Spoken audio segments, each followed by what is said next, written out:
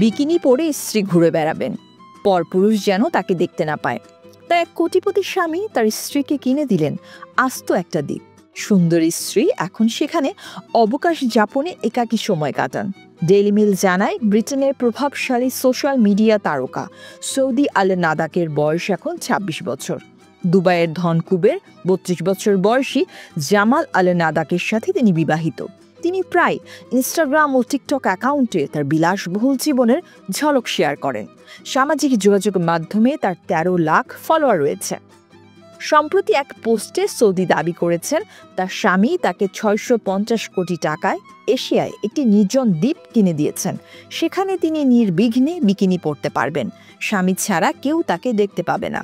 Saudi তার ব্যক্তিগত দ্বীপের স্ফটিক স্বচ্ছ জল ও খেজুর গাছগুলি চিত্রায়িত করার আগে নীল সমুদ্রের উপর দিয়ে একটি জেটে উড়ন্ত দম্পতিকে ধারণ করেছেন।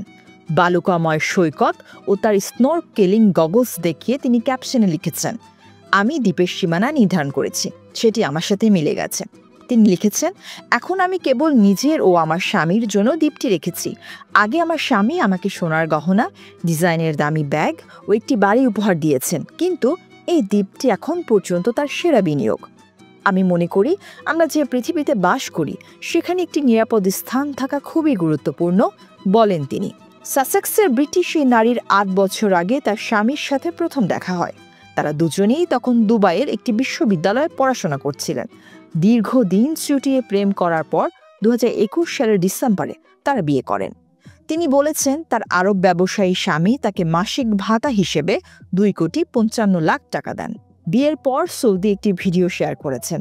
তাতে তাদের বিবাহিত জীবনে অনুসরণ করা নিয়মগুলি ব্যাখ্যা করেছেন, যা বিতর্কের জন্ম দিয়েছে। এই দম্পতির বিয়ের শর্ত হচ্ছে তাদের কারোরই বিপরীত লিঙ্গের কোনো বন্ধু থাকবে না।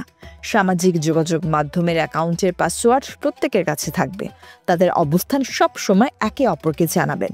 সৌদি বলেছেন, মানুষ সব সময় ধরে নেয় আমি একটি সোনার খনি পেয়েছি এবং জামাল আমার শরীর ব্যবহার করছে, কিন্তু তা নয়। আমরা সত্যি একে অপরকে ভালোবাসি, কিন্তু সে নিজেকে রক্ষা করতে পারে না। সে একজন কোটিপতি এবং আমি কেনাকাটা করতে ভালোবাসি। আগে এই দম্পতির অনেক বন্ধু ছিল। তারা দুজনেই বিভিন্ন পার্টিতে যেতেন, সেখানেই তাদের একে অপরের সাথে প্রায় দেখা হতো। তখন জামাল সৌদিকে ৩ বার তার সাথে বাইরে যেতে বলেছিলেন, কিন্তু প্রথম দিকে তিনি জামালকে পাত্তা দিচ্ছিলেন না। অবশেষে তিনি তাকে সুযোগ দেন। তিনি বলেন, আমরা সব সময় সেলিব্রিটি ইভেন্টে দেখা করতাম। প্রথম ডেটে সে আমাকে তার বিলাসবহুল গাড়িতে দুবাইয়ের সেরা রেস্তোরাঁ নিয়ে গিয়েছিল। ডেটের পরও সে আমাকে সব সময় ফোন করত। তা আমরা কথা বলা বন্ধ করতে পারিনি। কয়েক মাস পর আমরা একসাথে বিশ্ব ভ্রমণের পরিকল্পনা করি। বিভিন্ন দেশের আকর্ষণীয় স্থানগুলোতে আমরা ঘুরে বেড়াই, একে অন্যকে বোঝার চেষ্টা করি। তারপর আমরা বিয়ে করার সিদ্ধান্ত নিই। মানুষ তাদের সম্পর্ক বুঝতে পারে না, কিন্তু আমরা গভীরভাবে প্রেমে পড়েছিলাম। আন্তঃসাংস্কৃতিক বিয়ে কিভাবে কাজ করে তা বোঝানোর জন্য সৌদি টিকটকে তাদের বিয়ের অভিজ্ঞতা শেয়ার করা শুরু করেছিলেন। একজন ভিন্ন সংস্কৃতি ও ধর্মের কোটিপতিকে বিয়ে করা বা ডেট করা কেমন তা নিয়ে সবসময় আমার কাছে অনেক প্রশ্ন আসতো। তাই আমি ভেবেছিলাম অনলাইনে এটি নিয়ে কথা বলা আরও সহজ হবে, বলেন সৌদি। মানুষ সবসময় অনেক অনুমান করে, তাই আমি গল্পটি সোজা করতে পছন্দ করি। আমি সবসময় আমার অনুসারীদের শপিং ট্রিপ বা খাবারের পর্যালোচনা ও ছুটির দিনে সাথে নিয়ে যেতে উপভোগ করি। এটি আমাকে বিশ্বের সাথে সংযুক্ত করে। তিনি রসিকতা করে বলেছেন, ঘৃণা মোকাবেলা করার সর্বোত্তম উপায় হলো ভালো বোধ করার জন্য ডিওরে কেনাকাটা করা। আমি যদি বলি এটি প্রতিদিন সহজ ছিল, কারণ আমি প্রতিদিন প্রচুর ভয়ঙ্কর মন্তব্য পাই। তাই আমি নিজেকে ভালো বোধ করার জন্য ডিওরে নিয়ে যাই। জামাল সবসময় আমাকে নিজের প্রতি সত্য থাকতে এবং ঘৃণা করতে নিষেধ করে। আমি আগে পুরনো একটি নির্দিষ্ট জীবনধারায় অভ্যস্ত ছিলাম, কিন্তু জামাল আমাকে একটি নতুন জীবন দিয়েছে। আমরা এখন আমাদের সেরা জীবনযাপন করছি। পশ্চিমা বিশ্বের অনেক সুন্দরী নারী আগে মধ্যপ্রাচ্যে ধনী ব্যবসায়ীদের বিয়ে করেছেন, কিন্তু দাম্পত্য জীবনে তারা সুখী হননি।